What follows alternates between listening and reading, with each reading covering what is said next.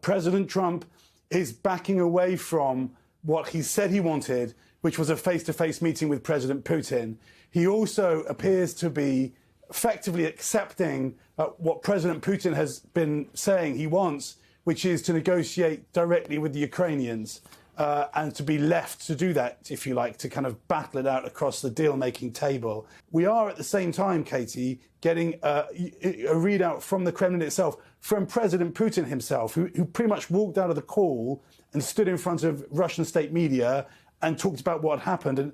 And that's fairly unusual. And that tells you how important the president of Russia thinks it is to say what he thinks happened. He says in his words, and his words came first after the call, that it was 2 hours. So both presidents appear to agree on that. He says it was informative and very open. Read from that he's trying to heap some praise on President Trump, say that President Trump is a good guy, if you like.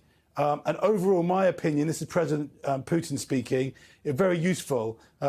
He says that he thanked the President Trump for bringing back direct negotiations after they had failed in 2022. Now, and he does talk about compromise later in his statement, but he also talks about that Russia is still committed to what he says is the basic principles, which are, and he says it again in his statement after that call, the root causes, as he puts it, of this 3-year war. When President Putin talks about root causes, what he means is that he wants Ukraine to be almost entirely neutral. It can't join NATO, that it wants Ukraine to hand over more territory than the Russians actually hold at this stage, and a number of other demands which Ukrainians will not sign up to. So here's the point. It doesn't look as if President Trump is now going to be hosting these talks or leading these talks. It looks like he wants the Ukrainians and the Russians to do it.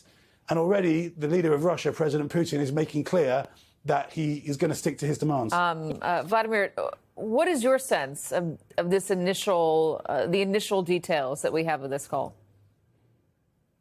Well, for once in my life, I actually agree with Vladimir Putin that this war is going to go on for as long as the root causes are not resolved. Of course, the real root cause is a Soviet KGB officer who's openly nostalgic for the days of Stalin and Andropov, who's called the peaceful dissolution of the Soviet Empire, called the greatest geopolitical catastrophe of the 20th century, that disregards its own laws and its own constitution.